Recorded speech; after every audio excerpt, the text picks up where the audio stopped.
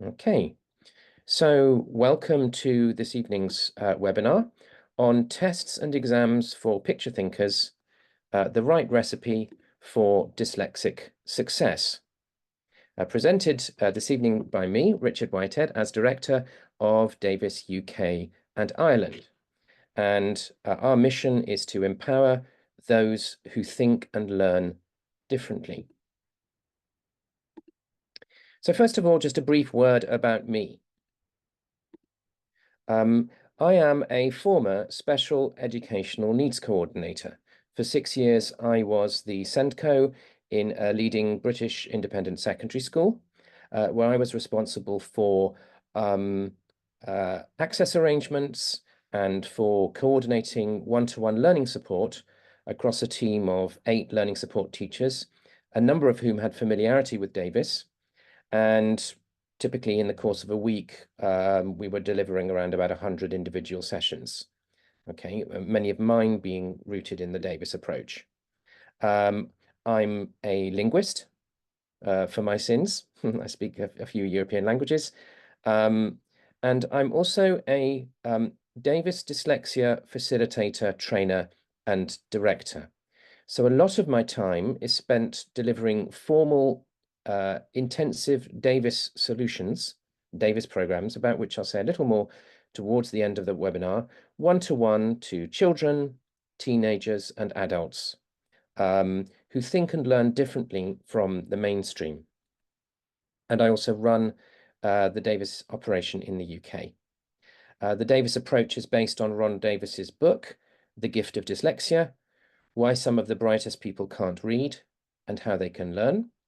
Ron Davis, being himself dyslexic, having been unable to read or write up until the age of 38, after which a personal breakthrough then set him on a path of examining dyslexia from the inside and developing a set of powerful methods that have now helped tens of thousands of individuals. I'm also author of a book of my own, a couple of books actually, one of which was published 7 years ago, called Why Tyrannosaurus But Not If, the Dyslexic Blueprint for the Future of Education. Strange title, but the reason for the title is around the way in which dyslexic picture-thinking individuals very often will make more mistakes on the small common words like if than they will on some of the longer words like Tyrannosaurus, provided that they've encountered them before. And so starting with that puzzle piece, the book then explores what that tells us about dyslexia and looks at dyslexia and the Davis approach from a kind of a teacher's perspective in particular. And last year, I also published my second book, Counting on Fingers, Why Some Bright and Creative People Struggle with Numbers and Maths and How That Can Be Changed, looking at the Davis approach to mathematics, maths mastery, and co-authored by Ronald Davis. And we've got some maths content coming up for you in the next few weeks, if that's interesting. I'll be saying a little bit more about that towards the end of this evening's webinar. And I'm also a Davis Autism Approach facilitator and coach. So I work with individuals with autistic challenges and with executive function challenges, likewise one-to-one on a kind of a fast track empowerment-based intervention.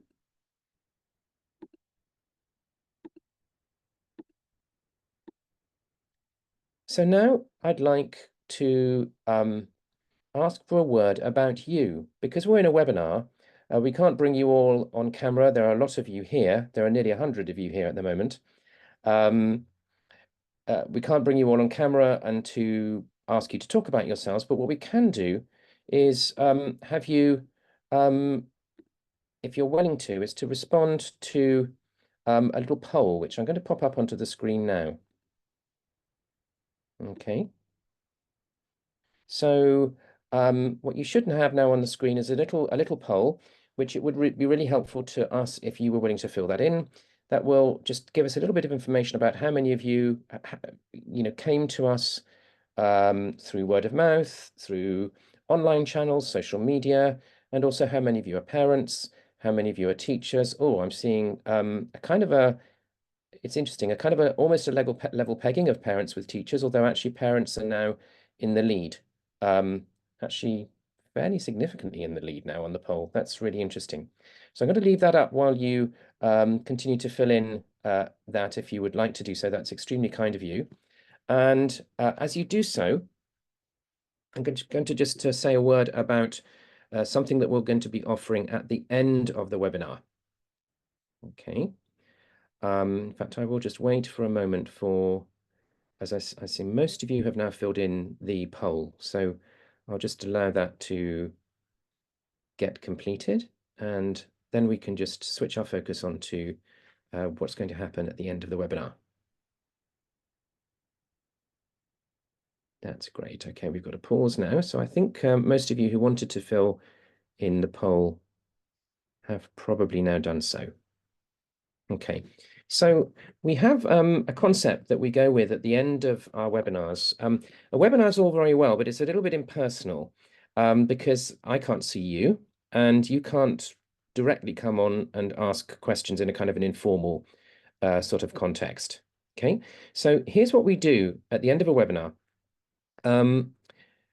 After the formal part of the webinar is finished, then we will close down this Zoom meeting and we'll open up another Zoom meeting where you'll be able to come on camera and on microphone and just chat. Okay, that meeting will not be recorded. Okay, so in the kind of safety of an unrecorded informal session, we can just kind of mingle and you can ask further questions. It may be that some of my colleagues will be coming onto the coffee meeting. That sometimes happens as well, in which case you can get kind of multiple perspectives from Davis experts on what's going on, you know, on what your challenges are, okay, or the challenges or any questions that you have. So I'm going to drop into the chat now the link to the coffee meeting, okay, and this is I can't quite do this yet actually until, yes I can, I think, yes. Okay, so if I just do that.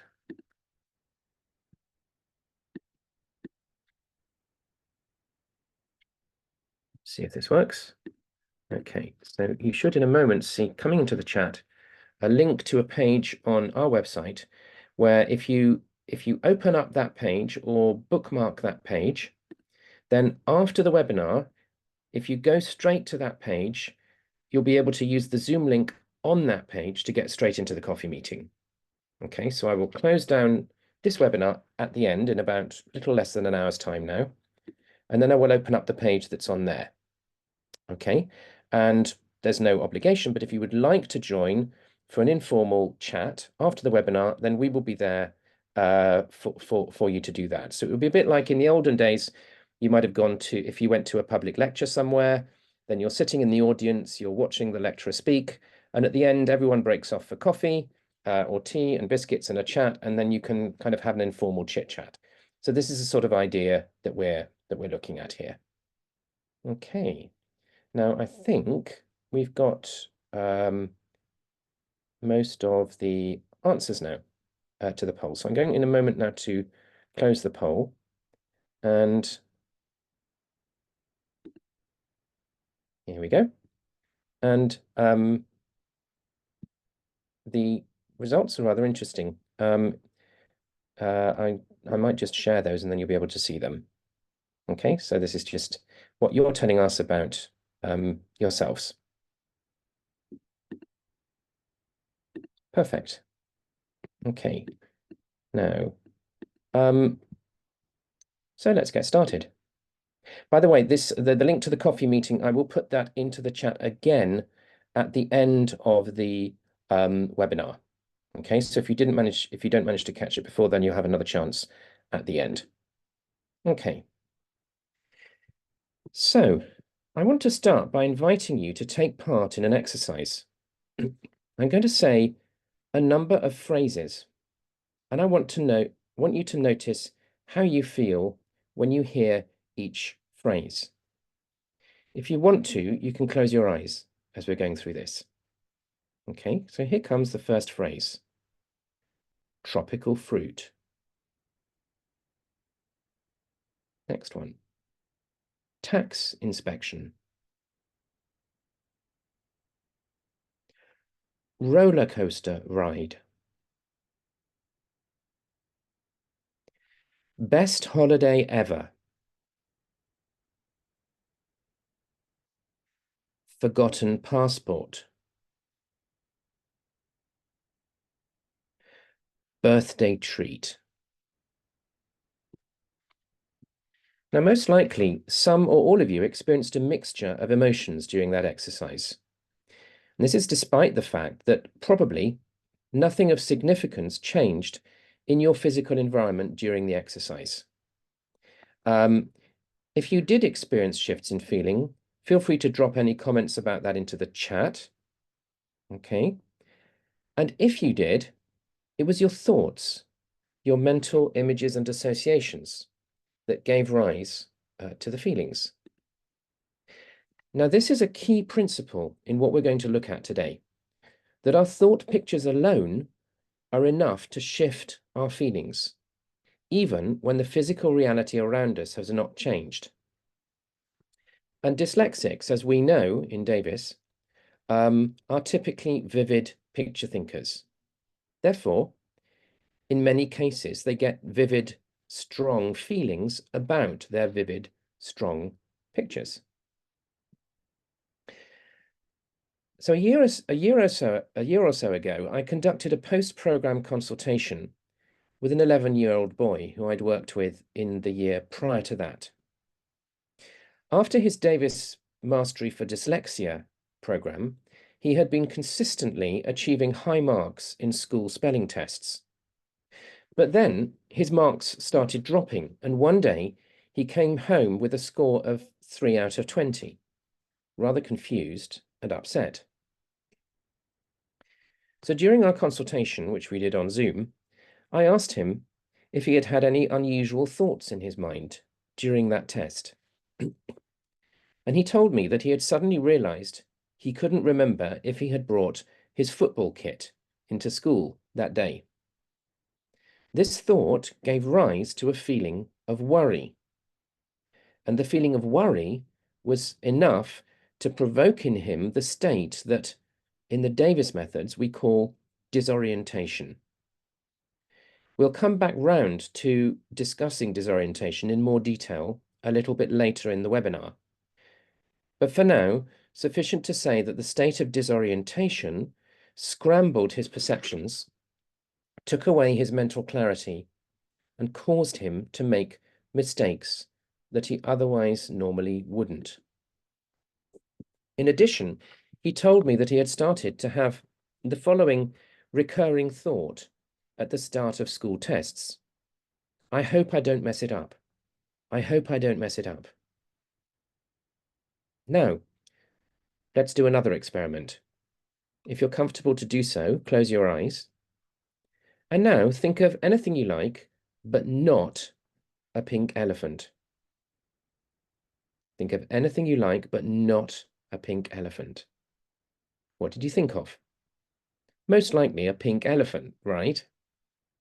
And that's because our picture-thinking mind doesn't process the concept of not.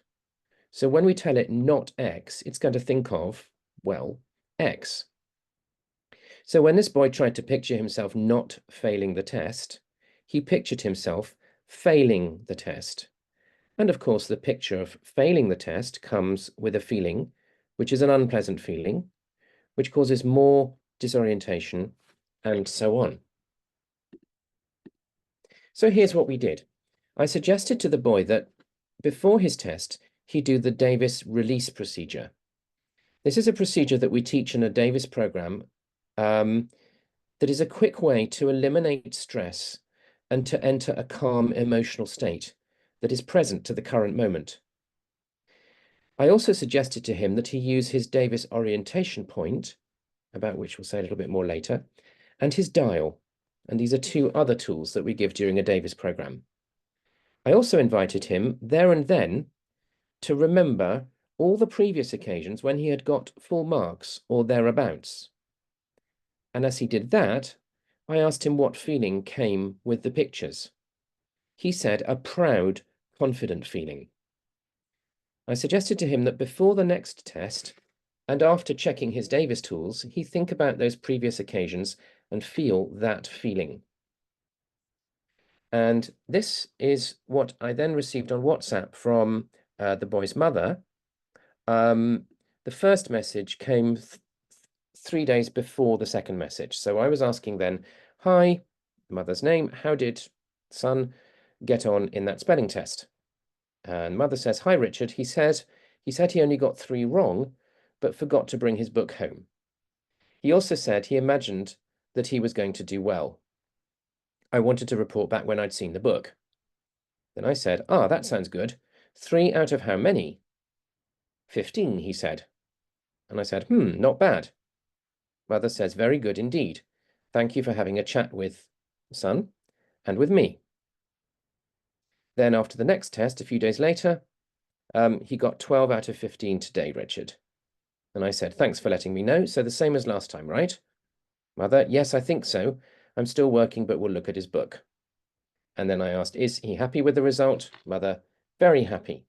So that alone had moved him back from getting 3 out of 20 onto 12 out, 3 out of 15 onto 12 out of 15, simply through a shift in feeling.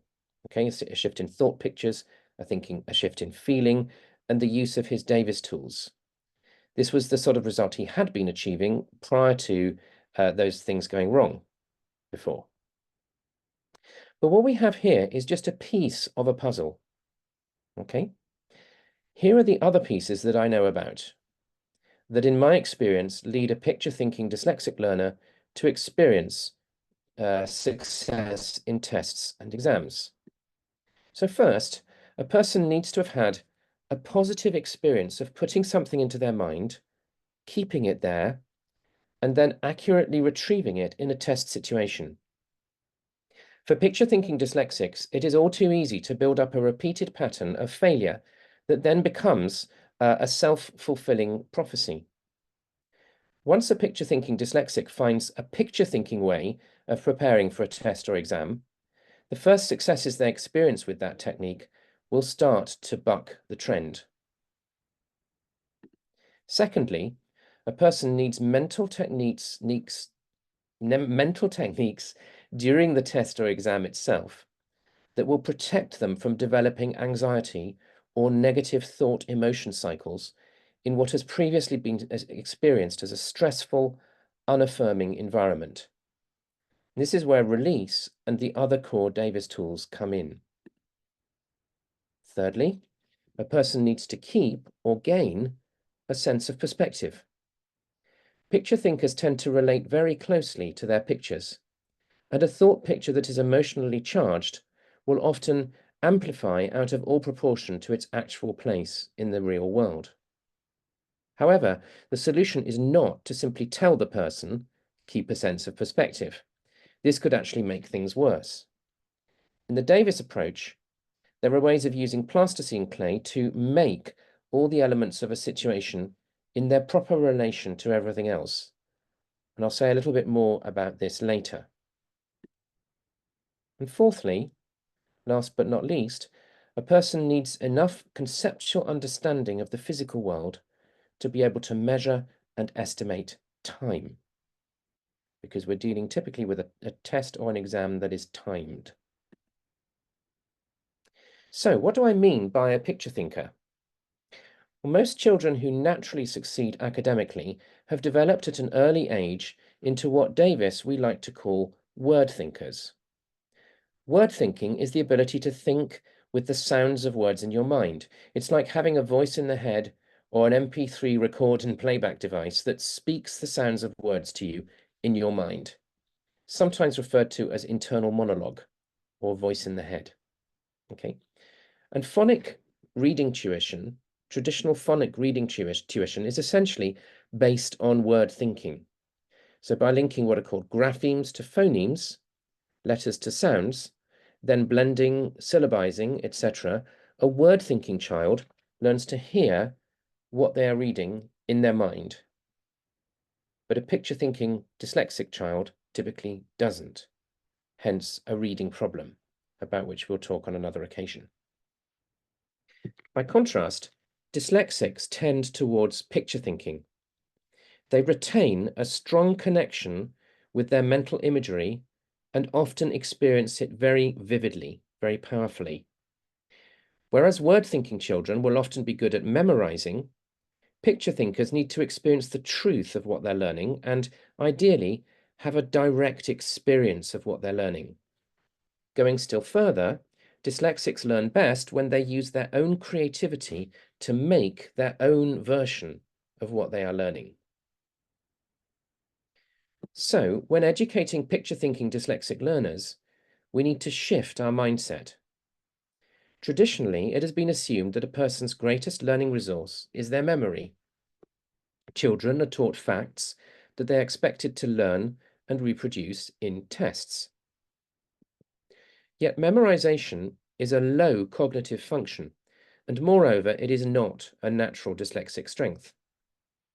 So learning needs to shift its emphasis from memorization of facts to creating experimental learning environments. In short, we need to consider not memory, but guided imagination as our central learning tool. However,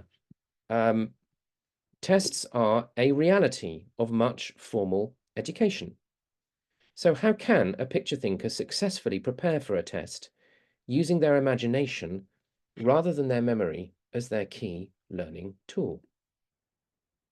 Well, in the words of Ron Davis, author of The Gift of Dyslexia and creator of the Davis methods, the creative process and the learning process, if not the same thing, are so closely associated that we will never be able to separate them.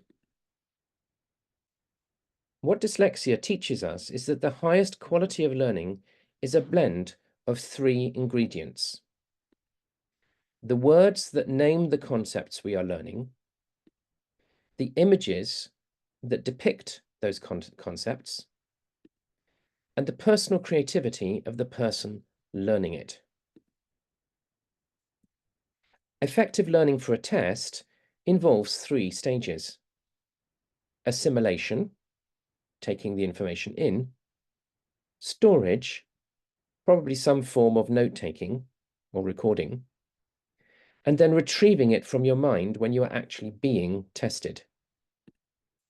Often, I've come across secondary school and adult learners who would cover their textbooks with highlighter pen, probably a lot more than what you're seeing in this image here even, then frantically read and reread everything that they had highlighted. This is a symptom of too much emphasis on storage, while the quality of how you assimilate is being neglected. Assimilation is essentially about how you put something into your long-term experiential memory. How do you put something into your experiential memory? Well, by experiencing it. For picture thinkers, the Davis Methods technique known as picture at punctuation is a powerful way to experience what you read. Stopping at each punctuation mark, you visualize the meaning of what you've just read, essentially recreating the material in your own imagination. I have got documented cases of secondary school pupils recalling passages of text in every detail up to 4 weeks later, without having looked at the passage in the interim, just through using this technique. So let's have a go at picture at punctuation using a fictitious text. Once there were 4 children whose names were Peter, Susan, Edmund, and Lucy. Look away or close your eyes and make a mental picture about the meaning of what we just read. Once there were 4 children whose names were Peter, Susan, Edmund, and Lucy.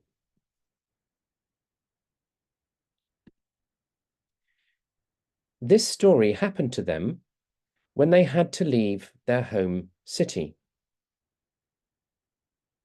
Once again, if you opened your eyes, you can close them or look away and make a picture for what we just read. This story happened to them when they had to leave their home city. Look at the text again. London. Now add that to your picture. During the war. Now add that to your picture. They were sent to the house of an old professor who lived in the country. Look away or close your eyes and put that in your picture. 10 miles from the nearest railway station. Picture that.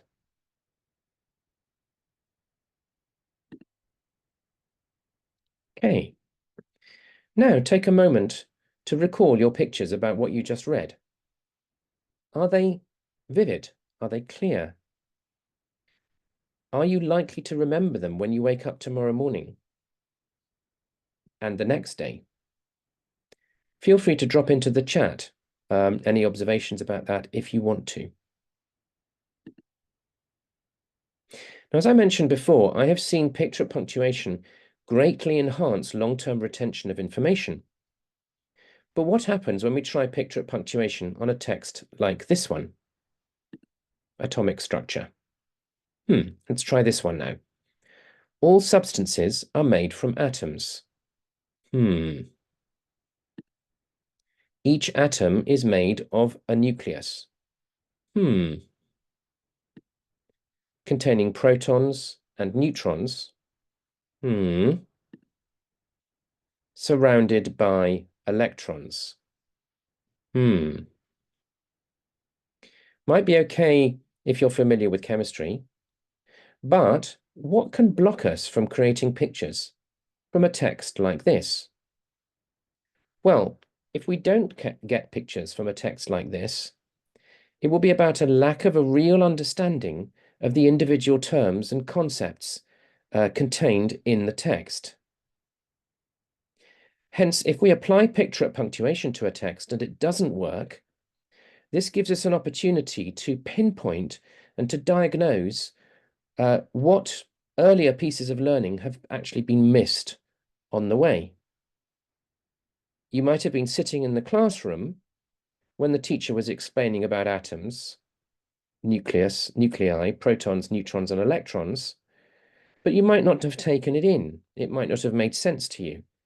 You might have been disorientating, as we say in Davis. Okay. You might also have tried just to memorize the information without fully understanding it. And a child who memorized facts about atoms, nuclei, protons, neutrons, and electrons, perhaps for a test, and then promptly forgot it all, will not be able later to picture the meaning of a sentence like this. As their learning of chemistry progresses, they will move deeper and deeper into a sea of confusion. So doing picture punctuation here actually serves to unearth a problem. And then we have to find a solution to that problem. So one way of addressing this is through another of the Davis methods, a process known as Davis symbol mastery. White plasticine clay is used in a targeted process that combines word, image, and personal creativity of the learner to fully master a concept or word.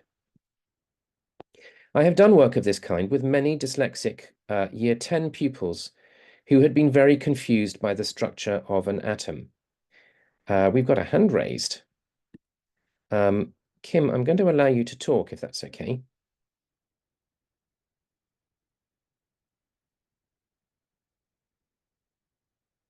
Kim, do you want to talk or do you want to drop something into the chat? The chat is disabled. The chat is disabled. Thank you. That solves a mystery.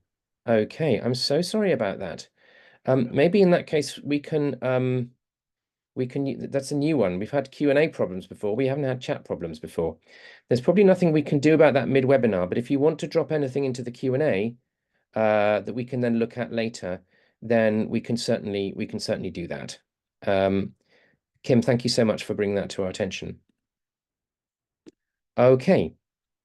So I've done work of this kind with many dyslexic Year 10 pupils who had been very confused by the structure of an atom. The pupil makes the model themselves under my general guidance. And here we see a model using balance scales to illustrate metaphorically that a proton has the same mass as a neutron, if you can see that. The other part of the model is showing that the proton and the neutron are in the nucleus. You can see they're kind of in the center of that ring that symbolizes an atom here. Okay, and it is, of course, a two-dimensional simplified representation of an atom for any of you who are budding chemists or physicists. But it's how very often a child at secondary school will be presented an atom initially. Okay, here we see a model of two isotopes, carbon-12 and carbon-14. The modeling process helps to anchor the understanding that isotopes are two versions of an element that have the same number of protons but different numbers of neutrons. I'll leave it to you to count the protons and the neutrons in the middle if you want to, or to just trust me on that. Incidentally, a useful feature of PowerPoint is the facility to add sound. This slide is actually from a one-page PowerPoint presentation that my pupil and I made together. And we loaded this photo of his model, and then we recorded a conversation about what we had learned. The pupil was then able to look at the photo and replay the conversation to himself prior to taking a test on isotopes. I'm just going to see if I can play you a little excerpt of the audio. You bear with me, I need to share sound, and then we'll see how this goes. Variations of its original form. For example, in this one with carbon, we have carbon-12 with 6 neutrons and carbon-14. You can hear that? So what we were doing, we just had a leisurely chat about what was on the table. That was recorded, put into the PowerPoint. PowerPoint was emailed to the pupil, and then that became essentially a kind of a multi-sensory revision note. Here now are two models made by a 15-year-old girl who was struggling to retain the meanings of words in her biology textbook. So here we have germinate. I can't remember what the definition was we used, but the model was reflecting the dictionary definition. Lactobacillus was a rod-shaped microorganism.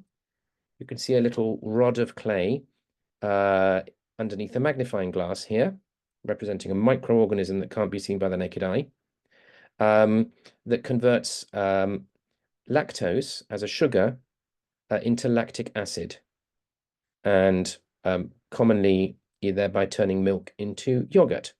So we have a milk carton and a yogurt pot. And this girl was then able to fluently and confidently tell her mother at the end of the day what a lactobacillus is, having struggled with that concept again and again when we were reading it in a book up to that point. Aside from Davis symbol mastery, there are other ways of putting key concepts into your long-term memory. This sixth form economics student was struggling to remember definitions ahead of an economics exam. So I asked her to write out the definition of labor, creating a simple illustration of each of the key terms in the definition. So if you can see here, she says labor is the human factor of production. It is the physical and mental contribution of the existing workforce to production. And I asked her to leave a good space between each line of text. And then you can see she's put doodles. There's a little stick drawing for human, a conveyor belt with 4 arrows going onto it, representing the 4 factors of production in economics. Physical, she's got a muscly arm. Mental, she's got a brain. Contribution, an arrow going down. Existing workforce, for existing, she's got a clock showing the time now. Workforce, a bunch of merry people with tools. Production, a conveyor belt. Okay. And then by visualizing her illustrations, she was able to use her doodles, her pictures, as prompts. She was able to close her eyes, picture what she had drawn, and she then successfully recited the exact definition from her mental pictures of what she had drawn, using the mental pictures as prompts, if that makes sense. Now, why did she bother? Because in this particular exam, you could actually be penalized for misrepresenting a definition. So she felt she had to learn them all accurately. She went out of the door saying, that was great. I've only got 199 more to do now, because there were 200 that she needed to know. Okay, but at least she had a way to do it. This Year 10 pupil regularly failed all of his biology tests, obtaining less than 50% every time. After making this model of the key features of the human heart, he passed a test on the topic, obtaining 96%. I should perhaps also point out that the writing on the table is whiteboard marker, and it did rub off afterwards. So, effective assimilation is about finding a high-quality method of recreating and experiencing what you are learning. But there is another important aspect to assimilation. Dyslexic picture-thinking individuals tend to be prone to a state of mind that in Davis we call disorientation. Disorientation is a creative mental state in which we stop seeing what our eyes are seeing and hearing what our ears are hearing. Instead, we start seeing and hearing what we are creating mentally. Disorientation is commonly triggered by the feeling of confusion. When we are disorientated, our perceptions are distorted. A disorientated person cannot assimilate correctly as their mind is not accurately perceiving the information they're trying to take in. Thus, in the Davis methods, we have a set of mind tools, collectively known as the Davis orientation counseling procedures, that train a dyslexic individual to turn off disorientations as they occur and to return to the state of calm, relaxed focus that we call orientation. When we are orientated, our perceptions are accurate and we can learn. Orientation is also an important mental state during the test or exam itself. For some dyslexic learners, years of negative, sometimes terrifying experiences of formal testing have embedded a fear mechanism that triggers automatically whenever a formal test occurs. One learner whom I supported in my Senko role became so anxious in the middle of an A-level examination that she requested a toilet break for nausea and then actually vomited. Another suffered extreme panic attacks on multiple occasions during timed tests, which necessitated supervised rest breaks lasting up to 1 hour before she regained sufficient composure even to think. With this second learner, I took her through a process known as Davis Concept Mastery, about which I may run another webinar sometime. At the end of the process, she made a model in clay showing herself taking a test with her thought processes and her feelings. The bubbles coming out of the back of her head are thoughts, and there's a bubble coming out of her chest representing feelings. It would be too complicated to explain here, out of context, what she was putting into here, but essentially she then adapted the model to create a different set of thoughts and feelings that would lead to success. After this process, she never again needed separate invigilation or rest breaks, and she took her final International Baccalaureate examinations in the main examination hall without any support or even extra time. One final point here: it is not uncommon for picture thinkers to struggle to conceptualize time. Note that this is different from learning to tell the time, especially from a digital device. Many bright but struggling learners think they can tell the time, but actually what they're doing is reading the numerals of the current time from a digital display. If you're not sure whether your secondary-aged child or pupil has a concept of time, try asking them how good they feel they are at guessing the time without looking at the clock, or how good they are at working out what they can manage to get done if they have, say, half an hour free. Difficulties with time often go hand in hand with mathematical difficulties. Whether you have either or both, you may struggle to manage the time available in a longer test or exam. For example, the exam lasts for 1.5 hours. There are 2 sections, each worth equal marks. It may not be obvious to you that you have 45 minutes available for each. Ironically, the provision of 25% extra time, though invaluable to many dyslexic learners, sometimes makes the maths of working out the timings you've got even more complicated. In the Davis methods, some of our learners use plasticine clay to master a series of real-world concepts, one of which is time. In the Davis approach, time is the measurement of change in relation to a standard. In the model you see here, we see a clock measuring how long it takes for a person to deflate a ball with their foot. All clocks tick at the same speed, unless they're broken, because they go by the Earth's rotation on its axis, this being the standard that enables us all to measure the flow of change, time, in the same way. Coupled with rich exploration of time in the environment, often involving experiments with spinning globes and torches, I have seen this approach be effective in helping picture thinkers become more fluent and intuitive in their judgment of time. So the Davis solutions are a powerful set of fast-track, one-to-one interventions that build on a person's natural thinking strengths to make the things that used to be hard, easy. All the Davis solutions are suitable for both children and adults, with special, simplified versions of some of the approaches suitable even for children as young as 3.5. My own eldest ever client was 85 at the time she took a Davis Mastery for Dyslexia program with me. We have solutions for reading and writing dyslexia, attention focus, maths difficulties, including dyscalculia, verbal and non-verbal autism, and executive function difficulties. And along the way, very often we're also making a very radical and rapid difference to dyspraxia. So here now is a brief video I'm going to play to you, recorded recently by a colleague of mine who's talking about how she came to Davis. I came to Davis because of my 2 sons who were struggling at school. Because they were not achieving phonic-wise, they were being moved down the sets. So I engaged a tutor, and at the same time I came across the book Gift of Dyslexia. That was back in 1995. And I read the book, I implemented much of the book, it worked, it helped my children to focus better.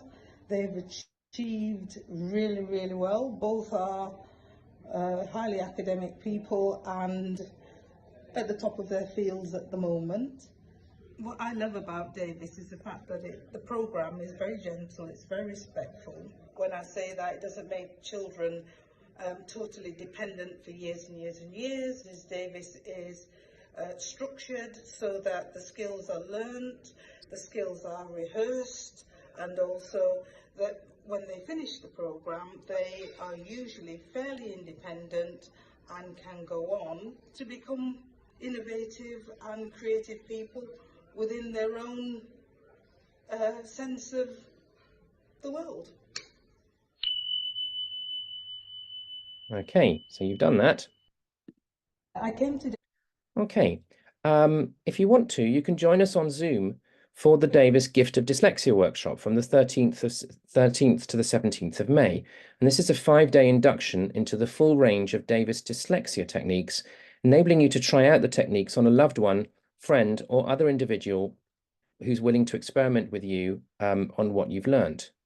Although it's on Zoom, so that you can attend from the comfort of your home, the workshop is a richly experiential, hands-on process that always gets rave reviews from participants. And you can also book a leisurely 30-minute call with one of our experts to discuss individual challenges in depth. We're going to be giving you an opportunity to do this here in a moment, if you so wish. Okay, and in a call of this kind, which is free, we can give you tailored one-to-one insights into what could be going on for you and how we might be able to help. And I'm going to conclude this part of the webinar with my kind of goosebumps quote of Ron Davis from the Gift of Dyslexia book, where Ron says that the gift of dyslexia is the gift of mastery. Mastery in Davis is rich experiential learning. And so Ron says, when someone masters something, it becomes a part of that person. It becomes part of the individual's thought and creative process. It adds the quality of its essence to all subsequent thought and creativity of the individual. That is so, so different from cramming for a test, from rote learning, from memorizing. Mastery is this, and finding your personal way to master is the solution to these learning problems. So I'm going to invite you, we're going to be moving into the question and answer part of the evening in a moment. Just before we do, I'm going to invite you to give us your feedback on what you've heard so far. I've got another poll that I'm going to give to you now, if I may.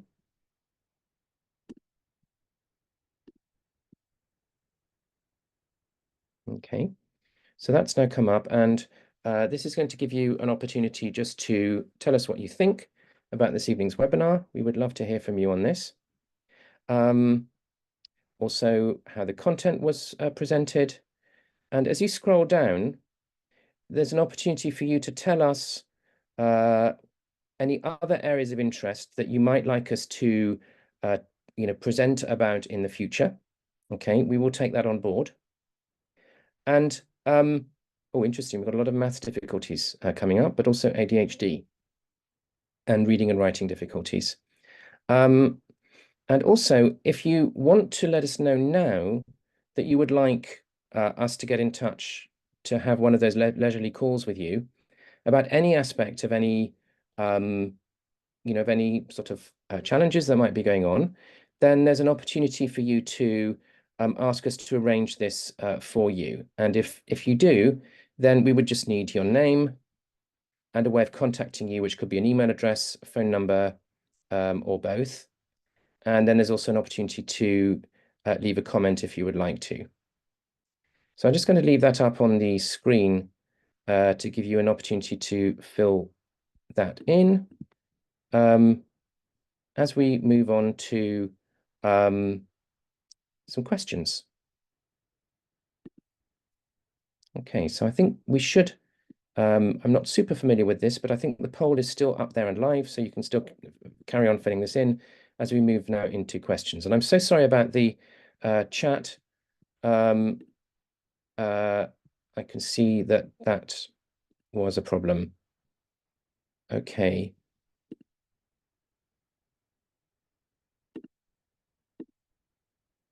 And so a link to the workshop somebody's asking for.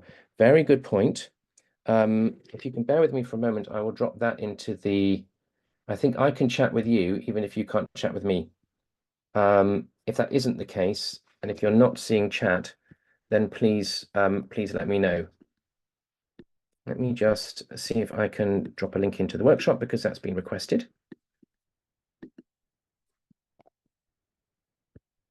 Should only take me a moment.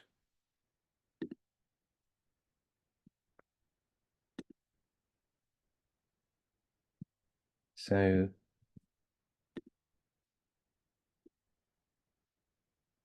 here we go. See if I can make this work. Okay, so I've just dropped that into the workshop as the into the chat as was requested.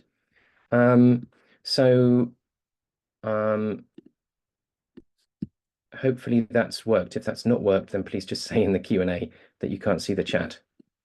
Okay, thanks, Axel. My chat works. That's excellent. Okay, so now we've got a question saying, what do you recommend for students whose handwriting is concerning? They don't have dyslexia as far as I know. However, they do have autism.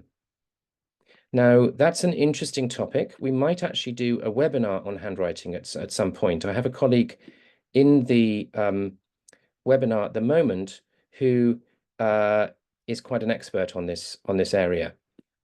Essentially, there isn't a short answer to this, because there can be 7 different reasons we've identified why a person can have a handwriting problem.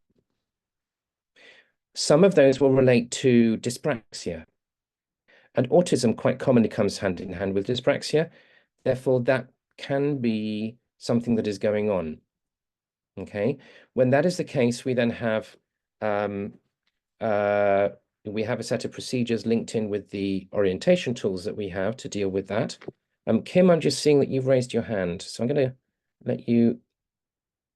Kim, is your hand raised from before? There are people saying the chat is disabled as well. Yeah, so the chat is disabled, but I'm getting feedback that the link still works in the chat. Right, so okay, we can still text. Still text. Great, Richard. Thank you. Fabulous. Thanks, Kim. Axel, I don't know if you want to come on and say a word about handwriting. Entirely up to you. You can just type yes or no. There isn't, as I say, there isn't an easy answer. There isn't a kind of a single answer to handwriting, but we might do a webinar on it in the future. It can range from difficulties where you've been given different mental pictures, conflicting mental pictures around what handwriting should look like. So then, as a picture thinker, you're then trying to reproduce all of those at once. That will typically lead to pressing very hard on the paper as a key symptom. Okay. And to feeling fatigued and your hand hurting quite quickly. There can also be a kind of a glitchiness in your writing sometimes, which is about how you relate to certain motions or certain lines. As I say, there can be issues that are connected with dyspraxia. There can also simply be issues around you weren't taught properly, or you were disorientating when you were being taught, or you were being taken out of handwriting lessons in order to have remedial reading teaching, for example. Okay. And some people will have intentionally poor handwriting in order to mask spelling difficulties. Okay, so there's a range of things, and I think this is probably a good topic for a webinar in its own right in the future. Moving on, a question, are there any exam techniques you could share for upcoming final rote learning exams? And that's an interesting one, because rote learning isn't what we're trying to do is to enable a person to have experiences around what they're learning. I think what I'm taking from this is that sometimes there can be a tension. There'll be tensions going on between how you would ideally like to learn in a kind of a rich, creative, experiential way, and the amount of information that you need to take in over a short period of time in order to pass an exam. So you simply, if you feel you don't have the time to work through all of the techniques that I've been showing you this evening. If that's the case, we're looking at a compromise situation. I would suggest then looking at mind mapping, but mind mapping that involves pictures, that involves you drawing pictures as well as text. Okay, the pictures are going to be an important part of you recalling that information when you go into the test or exam situation. If you're not great on drawing, you can look for electronic mind mapping tools. And one that I happen to know, which is a Mac-based one, is mindnode.com. Okay, and then you can use that to very quickly create nodes to drop pictures into them. Okay, and then another kind of thing that you can use in this kind of compromise type situation would be a platform called Quizlet. I've just dropped that in, quizlet.com, where you're able to create your own study sets on screen, create electronic flashcards, but also test yourself in a variety of ways with a kind of a non-judgmental computer. And crucially, Quizlet very easily allows you to include images from an image bank. So there's an element of quick creativity going on as you select the image that's going to work for you. So if you don't have time to do a full mastery process, that can sometimes be a kind of a compromise. Okay.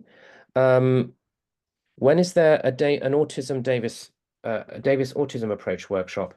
I actually started one this week. I've got one ongoing, which is very unhelpful to say that, I would imagine, because you need one that hasn't started yet. And what I'll do is I'll drop into the, I'm going to type into the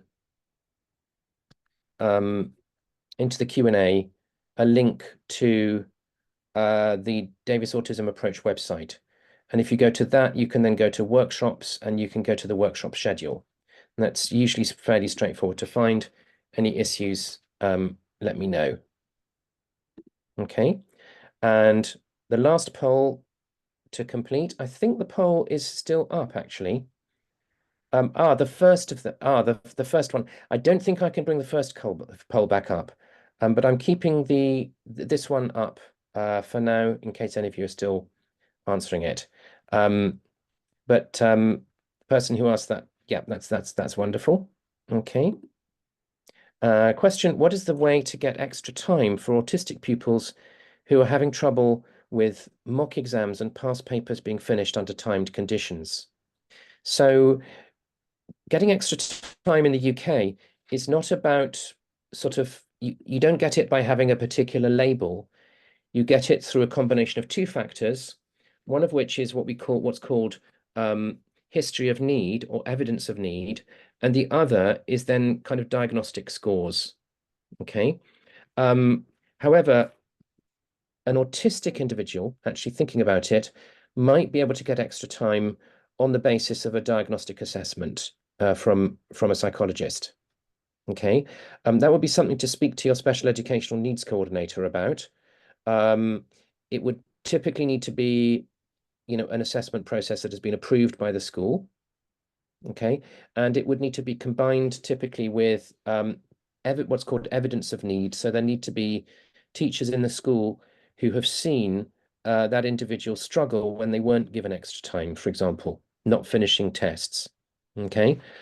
The other thing that is sometimes easier to get than extra time is supervised rest breaks, which is the ability to just sort of press pause, cover the paper over, regain your composure, or from a Davis point of view, regain your orientation if the test situation has been disorientating you, and then start again. The evidence base required for supervised rest breaks is a lot lower than what's required for extra time. But if you do have a learning difference such as autism, and you have a history of struggling with extra time, then it is something that a school kind of would and should normally look at. Okay, and it would be either a question of getting a formal diagnostic assessment, in dialogue with the school from an outside psychologist, or it would be a question of doing some internal psychometric testing in the school that demonstrates an evidence that the person is doing certain things at a speed that is slower than the norm, if you like. So I hope that's enough of an answer on that. Would you suggest any short-term strategies for picture thinking test takers to do better at reading comprehension section and writing section? Ooh, that's an interesting one. Short-term strategies. Yeah, so the reading comprehension is a really difficult one. It depends on the time you've got available. If you've got enough time, or if you have extra time, then picture punctuation is a really, really good way to go. Okay, so the technique that I tried out with you with Peter, Susan, Lucy, and Edmund, going to the professor's house in the country, if you can use that, you stop at each punctuation mark and you make your picture, then that works really well. Certainly in preparing for reading comprehension in an untimed environment, I would say practice picture punctuation so that you get good at it and quick at it. Okay. If you have difficulty with reading, with the mechanics of reading because you're dyslexic, then you would need either a Davis program to alleviate those difficulties, and or some form of access arrangement like a reader or a reading pen, so that you know what it, otherwise you won't know what it is that you're actually reading. Okay. Now, there's one style of reading comprehension where they intentionally don't give you enough time to read the whole passage because they're wanting to test how quickly you can scan a passage and pick out key information. Okay, that's the toughest one for a dyslexic picture thinker, because you're not even able to take the time to read and to get the whole range of information out. So then it's going to be about, from a Davis point of view, using your orientation, keeping your dial steady so that you're in a state of kind of sharp mental focus, and then scanning through. You're often not allowed to use highlighter pens in exams, but you can underline in order to find keywords that might be important. And then building mini pictures around those keywords when there's a question. So you'll need to do picture punctuation on the question in order to make sure you understood that correctly. And then you're kind of zooming around looking for a keyword that, oh, this might be it. What pictures am I getting around this? It's not the simplest thing to do. That's likely to require the help of a good exam tutor in conjunction with what we can offer in Davis in order to do something like that, but it can be done. I hope that's helpful. Can I please elaborate on the connection with dyspraxia to autism? I'm not sure if that says. It's just something that I've observed, that many of my autistic clients are also dyspraxic. In the Davis autism approach, again, we'll probably do another webinar on that side of things fairly soon. But if we think about, let's think for a moment about what it is to be human. What it is to be human is to exist in the physical world, in your body, but also to exist in your thought world as your mind. I can be here presenting a webinar to you, thinking about presenting a webinar to you, or I can be here daydreaming about my last holiday, even though my body is here. And the third world that we have is what we call the instinctual world, the world of our urges and instincts. Autistic individuals will often have a kind of a disconnect or a misalignment between between those three worlds. An autistic individual is always very closely pinned to their urges and their instincts, to the instinctual world. They don't always have a stable sense of self. In fact, they generally don't have a stable sense of oneself as being here and separate from everyone and everything around us. Okay, so Ron Davis himself, who was profoundly autistic up to the age of 9, has no memory of his life before the age of 9 and had no language before that point. He says that all he retained about life before 9 was the memory of a feeling, which was the feeling of being everything and nothing at the same time, which he said was the most wonderful feeling. But if you're everything and nothing at the same time, that's possibly not very helpful if you're trying not to stub your toe against a table, if that makes sense, or to draw and keep within the lines. Okay, so I can't go beyond that, something that sounds really superficial, unless we do a whole webinar on this. Okay, but that in a nutshell, that's kind of what I think, what we're looking at here. Okay, coordination requires that kind of stable and consistent sense of self, including self's location in space. So that's what I would say on that at this point. Okay. Another question, I assume that this method would also support kids with a large gap between verbal and non-verbal ability. Yes, it would. It would do. Again, we need to do this in another webinar, but there's an approach called Davis Concept Mastery, where we use a person's natural creativity and the clay and explorations in order to build the kind of fundamental principles of what it is to be human in the physical world. And what that enables us to do is to categorize much better, enhancing our problem-solving ability, our sense of control in the world, but also our verbal ability, because we're able to compartmentalize our perceptions of the world around us in a much clearer way. Okay, we will do a webinar on that at some point. Question, what does it mean if my student has no concept of time whatsoever? doesn't understand anything related to it, and how can I help her with it? So initially, I would suggest get hold of Ron Davis's book, The Gift of Learning, which is Ron's second book. I'll put this into the chat.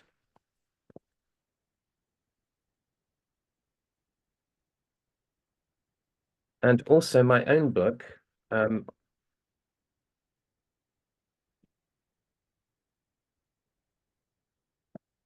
Counting on Fingers. There's a plug for you. Okay, a hard sell.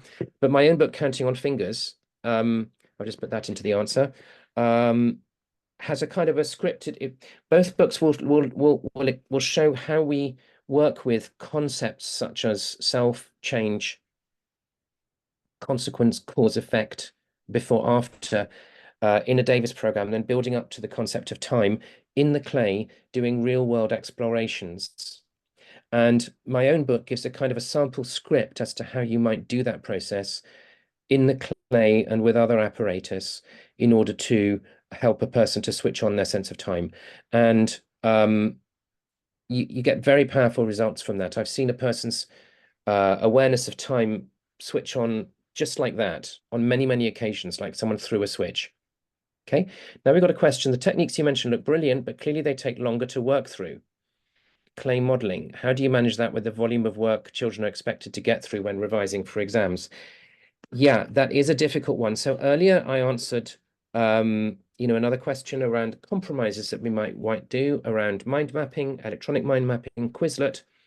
Essentially, the closer to a set of critical exams you are, the greater that tension and problem is going to be.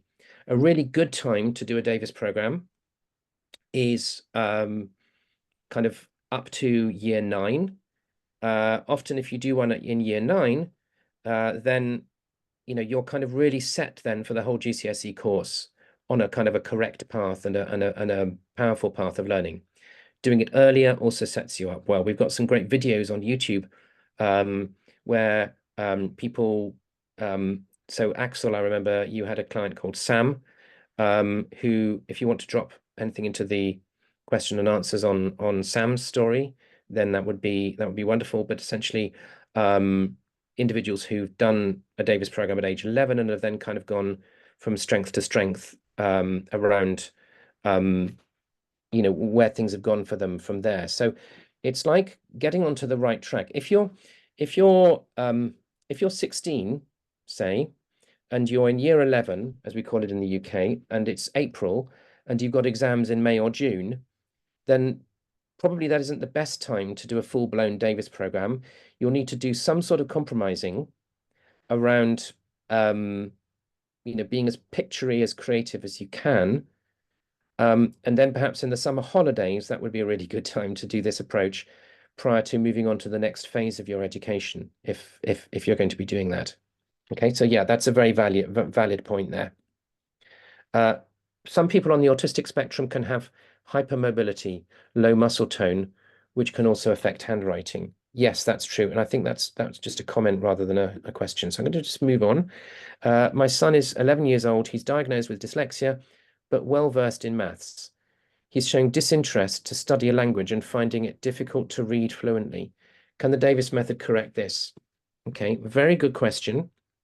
Davis can work with languages. Typically, a Davis approach is always respectful towards the goals that the individual has themselves.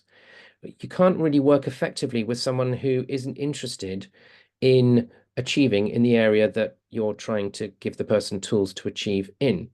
So we kind of respect a child's right to determine for themselves how they see their life path developing, what their aspirations are, what their goals are, and what they really care about in this moment.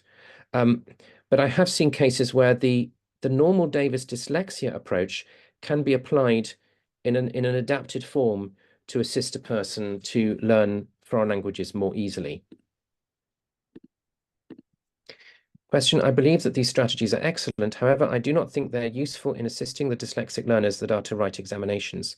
I'm from South Africa, and the curriculum for the public schooling system does not give an allowance to respond to questions in a manner that may be accommodative to the learners that have dyslexia. How can I best assist a dyslexic learner in preparation for an examination that has been to be written within a duration of 3 months. So I think I've answered this question already. It is a hard fact that the closer to an exam you are, the more difficult this will be.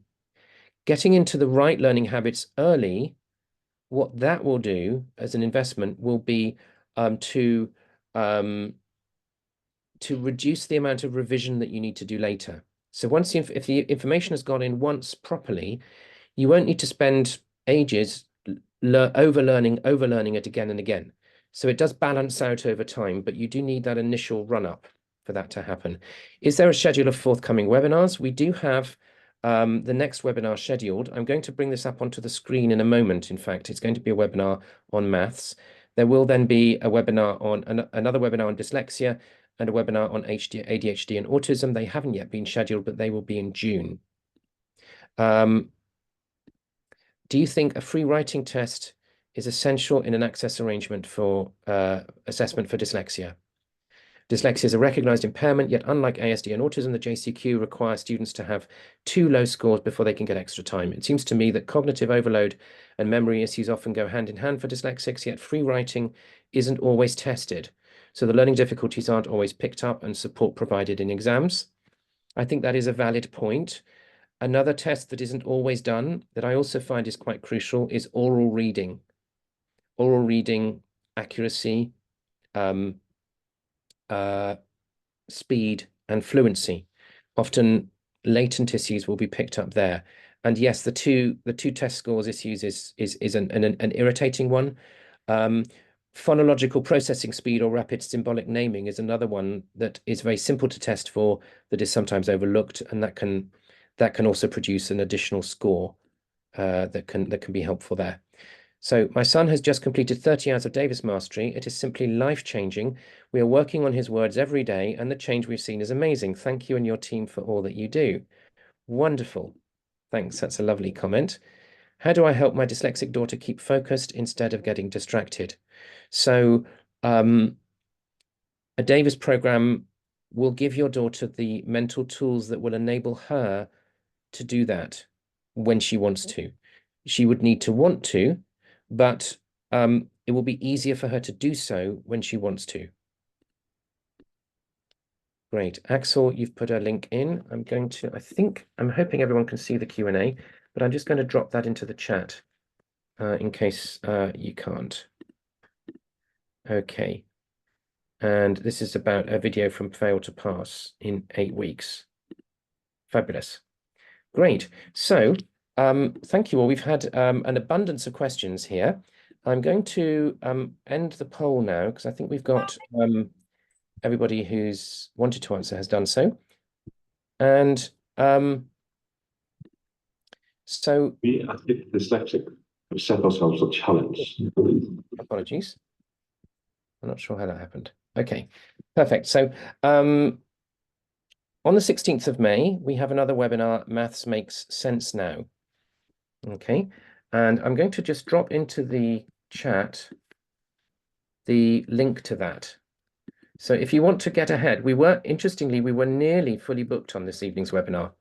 We were kind of edging towards our maximum number of seats.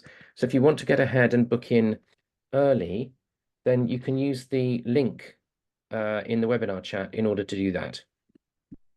Okay, and we've been here a little longer than I anticipated because of the abundance of questions, but just a reminder that we are going to be opening up a virtual coffee meeting for half an hour.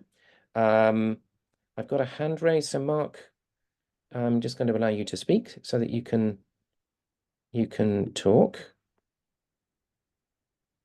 Mark, do you want to unmute?